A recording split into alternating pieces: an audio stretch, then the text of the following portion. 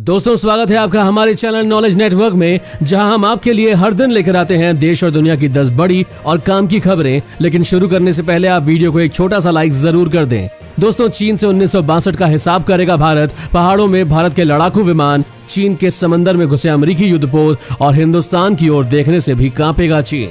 आज दोस्तों आपके लिए एक बहुत बड़ी बात निकल कर आई है, एक बहुत बड़ी खबर निकल कर आई है, मिस मत कीजिएगा। साथ ही जिनपिंग की पार्टी के नेता ने कबूला, लद्दाख में मरे थे 100 चीनी सैनिक, अंतर्राष्ट्रीय बेइज्जती ना हो इसलिए हमने छुपाए थे ताबूत। इस खबर को जानने के लिए वीडियो को जरूर देखते रहिए दोस्तों। इसके अलावा चीन और भारत के बढ़ते तनाव के बीच जल्द भारत आ रहा है अमेरिका का ये रोबोटिक हथियार। चीन को हर बात का मिलेगा जवाब। इस काम की खबर को भी जरूर देखिएगा दोस्तों। SBI ने दिया करोड़ों ग्राहकों को तोहफा, आज से ब्याज दरों में भारी कटौती, अब आपकी कम होगी EMI। इस खबर को जरूर देख लें दोस्तों। साथ ही चीन की धमकी से नहीं माने ट्रंप, आधिकारिक तौर पर अलग हुआ अमेरिका, चीन को दिया कड़ा संदेश। इस खबर को भी जरूर देखिएगा दोस्तों। साथ ही एक और बड़ी खबर, भारत सरकार की संस्था ICMR की पहली कोरोना वैक्सीन कोवैक्सीन का ह्यूमन ट्रायल शुरू। जान लीजिए उससे जुड़ी हर खास बात। अब जानिए चीन ने दी धमकी, तिब्बत के मामले में अमेरिका का चीन को झटका, चीनी अधिकारियों का वीजा किया बैन। ये खबर जरूर देखिएगा दोस्तों।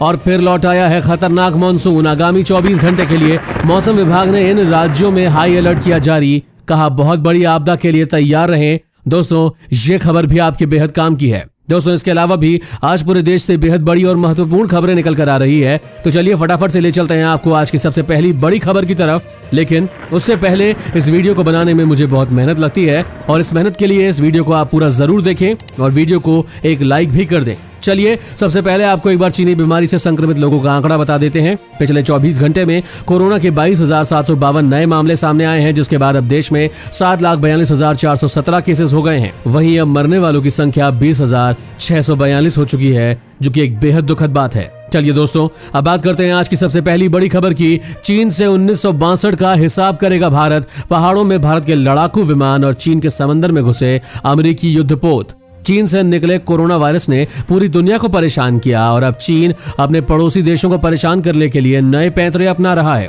पड़ोसी देशों को उकसाने के लिए उसने कई चालें चली, लेकिन अब चीन को दबाने के लिए भारत और अमेरिका ने उसे दो तरफ से घेर लिया है।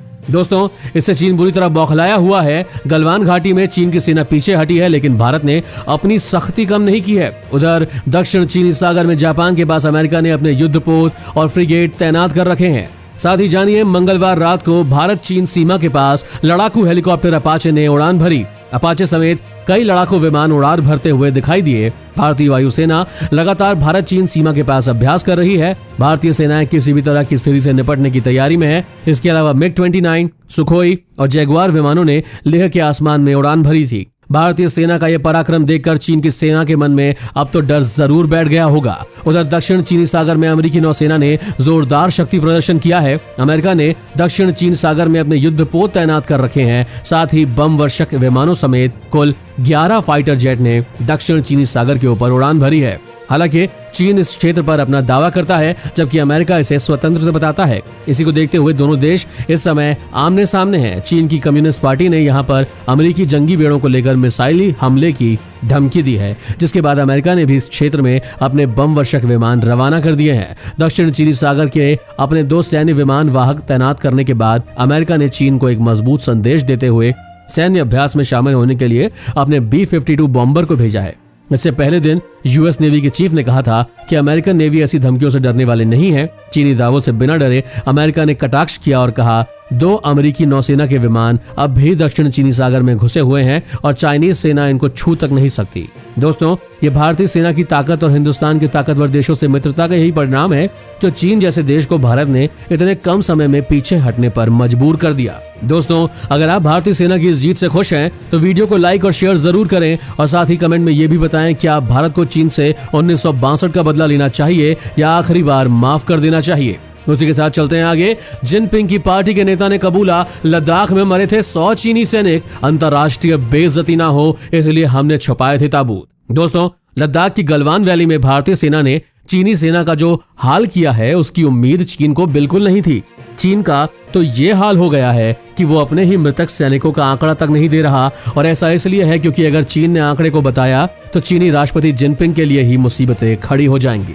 ऐसा किसी और ने नहीं बल्कि चीनी कम्युनिस्ट पार्टी के ही एक नेता ने कहा है। और बता दें कि चीन में कम्युनिस्ट पार्टी की सरकार है और इस समय इस पार्टी का मुखिया जिनपिंग ही है। लेकिन हर पार्टी के अंदर ही कई खेमे होते हैं और कम्युनिस्ट पार्टी में भी ऐसे खेमे हैं जो जिनपिंग को घेरते रहते हैं। ऐसे में अब चीनी कम्युनिस्ट पार्टी के नेता यंग जिनली ने एक बहुत बड़ा खुलासा किया और कहा है कि गलवान वैली में मारे गए चीनी सैनिकों का आंकड़ा इसीलिए नहीं बताया जा रहा क्योंकि अगर सही आंकड़ा बताया गया तो चीन के इंटरनेशनल लेवल पर बहुत बुरी बेइज्जती होगी और कम्युनिस्ट पार्टी में ही जिनपिंग के खिलाफ विद्रोह शुरू हो जाएगा और जिनपिंग के लिए समस्या खड़ी हो जाएगी।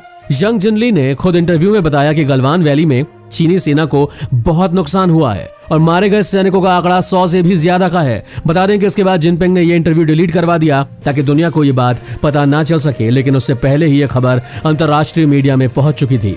दोस्तों, सब जानते हैं कि गलवान वैली में भारतीय सेना ने 100 से अधिक चीनी सैनिकों को ढेर किया है और चीनी आंकड़ों को दबा रहे हैं चीन।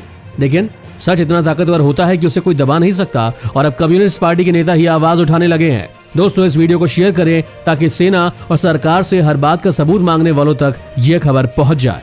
और अब जानिए, चीन और भारत के बीच बढ़ते तनाव के बीच जल्द भारत आ रहे हैं अमेरिका के ये रोबोटिक हथियार। चीन को हर बात का मिलेगा जवाब। दोस्तों, जैसा कि आप जानते ही हैं, पिछले कुछ दिनों से भारत और चीन के बीच सीमा विवाद को लेकर तनाव बढ़ता जा रहा है। हर दिन किसी न किसी नए हमले की योजना बनाई जा रही है और अब ट्रंप और पीएम मोदी की मंजूरी के बाद भारत लंबी दूरी तक मार करने में सक्षम अमेरिकी सशस्त्र गार्डियन ड्रोन खरीदने जा रहा है। ये ड्रोन घने अंधेरे में भी खुफिया जानकारी जुटाने में माहिर है। सूत्रों से प्राप्त जानकारी के अनुसार यह खतरनाक अमेरिकी ड्रोन भी हवा में ही मिसाइल और लेजर गाइडेड बम बनाकर देश की ओर आने वाले किसी भी लक्ष्य को खत्म कर देते हैं। फिलहाल भारतीय सेना लद्दाख में इजरायली हेरॉन ड्रोन का इस्तेमाल कर रही है। दूसरी ओर चीन इस क्षेत्र में विंग लुंग नामक ड्रोन का इस्तेमाल कर रहा है। ये भी एक शक्तिशाली ड्रोन है और चीन ने इस ड्रोन को पाकिस्तान को भी सप्लाई किया है। विंग लुंग के सैन्य मॉडल को हवा से सतह पर मार करने वाली मिसाइलों से लैस बताया गया है। दोस्तों, क्या भारत को अमेरिका से ये ड्रोन लेने चाहिए या नहीं, कमेंट में जरूर बताएं।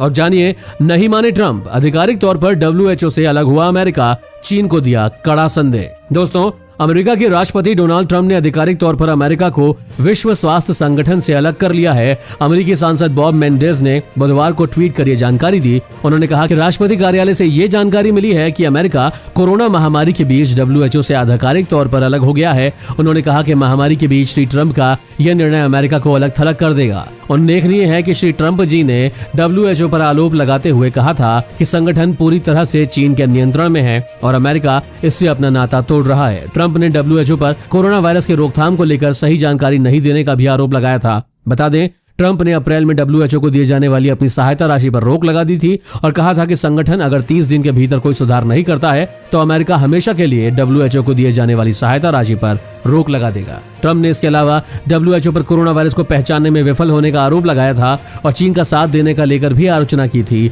दोस्तों, क्या ट्रंप का WHO से अलग होने का फैसला सही है या नहीं, कमेंट में जरूर बताएं। और अब जान लीजिए दोस्तों, चीन आधिकारिक तौर पर देने लगा दुनिया को धमकी। कहा, युद्ध से आसपास के कई देशों को काफी नुकसान होगा। अमेरिका की ओर से दबाव बढ़ाए जाने के बाद बौखलाए चीन ने अब पूरी दुनिया को नुकसान झेलने की धमकी दे दी है। इस बात का खुलासा चीन की कम्युनिस्ट पार्टी की ओर से नियंत्रित अखबार ग्लोबल टाइम्स ने कहा है। ग्लोबल टाइम्स ने मंगलवार में छपे संपादकीय लेख में कहा है कि अमेरिका और भारत समेत तमाम बड़े देशों को चीन के खिलाफ उकसा रहा है और ऐसे में अपने पक्ष में कर रहा है। आगे कहा कि अमेरिका एशिया पर अपना प्रभाव बढ़ा रहा है और दुनिया इसका खामियाजा भुगतेगी। अमेरिका उन तमाम देशों को अपने समर्थन दे रहा है जिससे चीन का विवाद है। अमेरिका दुनिया के देशों को भी चीन के विरुद्ध करने के लिए उकसा रहा है और चीनी अखबार ने कहा है कि चीन का बाजार अमेरिका के बराबर ही है। करीब 100 देशों के साथ चीन के व्यापारिक संबंध है, लेकिन अमेरिका ऐसे संबंधों को खराब करने की कोशिश कर रहा है।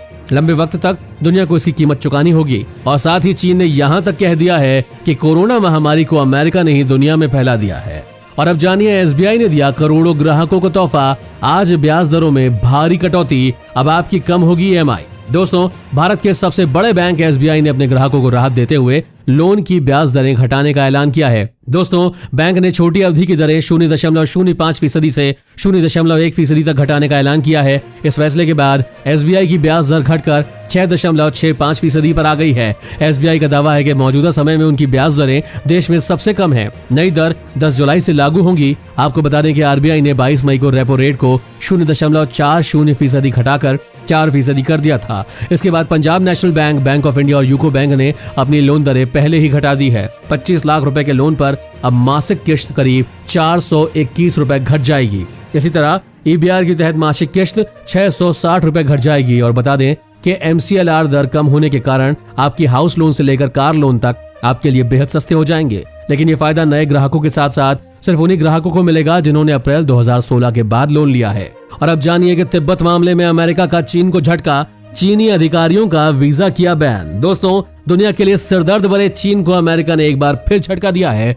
भारत के साथ सीमा विवाद में उलझे चीन के लिए नई मुसीबत खड़ी करते हुए अमेरिकी विदेश मंत्री माइक पोम्पियो ने reciprocal access to Tibet act के तहत चीनी अधिकारियों के वीजा पर प्रतिबंध लगा दिया है। उन्होंने मंगलवार को ट्वीट कर कहा, आज पीपल्स रिपब्लिक ऑफ चाइना के अधिकारियों पर वीजा प्रतिबंध की घोषणा करते हैं। ये अधिकारी विदेशियों की तिब्बत तक पहुंच को प्रतिबंधित करने में शामिल थे। अब जानिए, पोम्पियो ने कहा कि चीन तिब्बती क्षेत्रों में यात्रा को लेकर लगातार बाधा डाल रहा है। पोम्पियो ने कहा कि अमेरिका चीनी सरकार और चीनी कम्युनिस्ट पार्टी के अधिकारियों के वीजा पर प्रतिबंधों की घोषणा कर रहा है। उन्होंने कहा कि स्थानीय स्थिरता के लिए तिब्बती क्षेत्रों में पहुंचना बहुत महत्वपूर्ण है, क्योंकि वहां चीन मानवाधिकारों का हनन कर रहा है। साथ ही साथ चीन तिब्बत से एशिया की प्रमुख नदियों का पानी भारत और भूटान की ओर जाने से रोक रहा है। दोस्तों, क्या भारत को भी तिब्बत के लोगों के लिए आवाज उठाकर उनकी मदद करनी चाहिए या नहीं?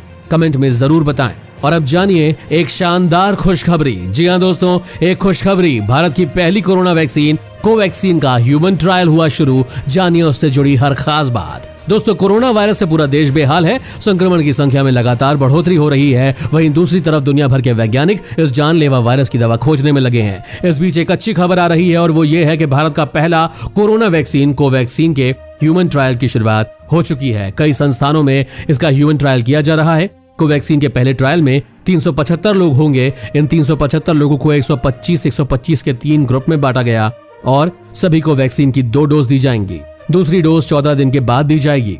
अब जानिए दोस्तों, वहीं दूसरे ट्रायल पर 750 लोगों पर ट्रायल होगा। ये वैक्सीन का पहला ट्रायल चूहे और खरगोश पर भी किया गया था। आपको बता दें कि इस वैक्सीन का पहला ट्रायल चूहे खरगोश पर किया गया था, जो कामयाब रहा। ये वैक्सीन ICMR और बायर बायोटेक की ओर से तैयार की गई है। कोवैक्सीन के ट्रायल के लिए 12 संस्थानों को चुना है। इसमें दिल्ली और पटना के एम्स भी शामिल है। दोस्तों, क्या भारत कोरोना वैक्सीन बनाने में सफल हो पाएगा या नहीं? कमेंट में जरूर बताएं। और अब जानिए, फिर लौट आया है खतरनाक मॉनसून। आगामी 24 घंटे के लिए मौसम विभाग ने इन राज्यों को दिया हाई अलर्ट जारी। बहुत बड़ी आपदा के लिए रहे तैयार। दोस्तों, भारत मौसम विज्ञान विभाग ने बुधवार को कहा कि 9 जुलाई से ईस्ट और नॉर्थ ईस्ट इंडिया में फिर से खतरनाक मॉनसून बारिश शुरू होने की उम्मीद है। मौसम विभाग ने इन राज्यों के लिए 9 से 13 जुलाई तक आंधी, तूफान और बिजली गिरने और बेहद भारी बारिश होने की चेतावनी भी जारी की है। इसका मतलब है कि अधिकारियों को आपात स्थिति या बारिश से संबंधित आपदाओं के लिए तैयार रहना चाहिए। मौसम विभाग ने उत्तर प्रदेश में भारी बारिश की चेतावनी नहीं दी है, लेकिन गरज और चमक के साथ तेज बौछारों की चेतावनी दी गई है। उत्तराखंड में रुक रुक कर हो रही बारिश से रामपुर के 150 गांव में बाढ़ का खतरा उत्पन्न हो गया है। यहाँ एक दिन पहले 13,017 क्यूसेक पानी छोड़ा गया है और कोसी नदी का पानी भी लगातार बढ़ रहा है। रामपुर में बाढ़ का खतरा बढ़ता ही जा रहा है। वहीं मौसम विभाग के मुताबिक पूरे उत्तर भारत में मानसून ने दस्तक दे दी है। इसी दौरान दिल्ली में मौसम पूरी तरह से बदल गया है। आसमान में बादल छाए हुए हैं और मौसम विभाग ने कहा है कि सुबह तक दिल्ली NCR में तेज बारिश होगी। मौसम विभाग ने शुक्र और शनिवार को दिल्ली NCR में बारिश होने की चेतावनी जारी की है, जिसकी वजह से लोगों को काफी परेशानी हो रही थी। वहीं मौसम विभाग ने अगले 3 से 4 दिनों के लिए दिल्ली में भारी बारिश की चेतावनी जारी कर दी है। बता दें कि मौसम विभाग ने 9 से 10 जुलाई को असम, मेघालय, अरुणाचल प्रदेश, उप हिमालयी पश्चिम बंगाल, सिक्किम, बिहार और पूर्वी उत्तर प्रदेश में भारी से बहुत भारी तक बारिश की चेतावनी दी है। 9 से 12 जुलाई तक अरुणाचल प्रदेश, असम, मेघालय, उप हिमालयी पश्चिम बंगाल और सिक्किम, नागालैंड, मणिपुर, मिजोरम और त्रिपुरा में अत्यधिक बारिश होने की संभावना जताई है। इससे तमाम राज्यों में डूब में आने वाले इलाकों में बाढ़ का खतरा बढ़ गया है। मौसम विभाग ने इन राज्यों के लिए 8 से 10 जुलाई तक आंधी, तूफान, बिजली गिरने और बेहद भारी बारिश की चेतावनी जारी कर दी है। दोस्तों, आप अपने राज्य का नाम कमेंट जरूर करें ताकि हम आपको आपके राज्य के मौसम का हाल भी बता सकें। और अब दोस्तों, गाड़ी स्टार्ट करने से पहले जान लें पेट्रोल और डीजल की कीमत में हुआ बहुत बड़ा बदलाव। पेट्रोल के भाव में पिछले कुछ दिनों से ब्रेक लगा हुआ है, जबकि देश में डीजल के भाव में लगातार बढ़ोतरी ही हुई थी। और दोस्तों, आगरा, अहमदाबाद, प्रयागराज समेत कई शहरों में डीजल के दामों में भारी बढ़ोतरी हुई है। इससे पहले जून से ही पेट्रोल डीजल के दाम में लगातार वृद्धि हो रही थी। बहरहाल, दिल्ली में गुरुवार को पेट्रोल 80 रुपए 43 पैसा प्रति लीटर बिक रहा है। वहीं डीजल दिल्ली में जरूर महंगा है और 80 रुपए 53 पैसे की दर पे बिक रहा है। अब जानिए देश के 4 बड़े महानगरों की बात करें तो मुंबई में पेट्रोल 87 रुपए 19 पैसे प्रति लीटर बिक रहा है, कोलकाता में 82 रुपए 10 पैसा प्रति लीटर पे बिक रहा है, चेन्नई में इसकी कीमत 83 रुपए 63 पैसा प्रति लीटर है। और इस तरह मुंबई, कोलकाता और चेन्नई में पेट्रोल के रेट में कोई बदलाव नहीं है। वहीं डीजल की बात करें तो यहाँ भी वही हाल है। मुंबई में डीजल आज 78 रुपए 83 पैसा प्रति लीटर है, कोलकाता में भी डीजल के दाम स्थिर है, यहाँ डीजल 75 रुपए 64 पैसा प्रति लीटर है, चेन्नई में डीजल 77 रुपए 72 पैसा प्रति लीटर है। गौरतलब है कि कोरोना के चलते लागू किए गए लॉकडाउन के दौरान 25 मार्च से 82 दिनों तक तेल कंपनियों ने पेट्रोल और डीजल के दाम में कोई बदलाव नहीं किया। उसके बाद 7 जून से दाम में उनकी अंतर्राष्ट्रीय लागत के अनुरूप बदलाव किया जाने लगा था। हालांकि पिछले कुछ दिनों में वृद्धि का सिलसिला फिर रुक गया है। दोस्तों, आज की खबरों में बस इतना ही। अगर आपको भी ये खबरें अपने मोबाइल पर हर दिन चाहिए तो इस चैनल को नीचे दिए गए लाल बटन को दबाकर सब्सक्राइब कर दें। साथ ही साइड में दिए गए घंटी के बटन को दबाकर ऑल पर क्लिक कर दें। इसे अपने फ्रेंड्स के साथ शेयर करें। आपको ये सारी खबरें कैसी लगी हमें कमेंट करके जरूर बताएं।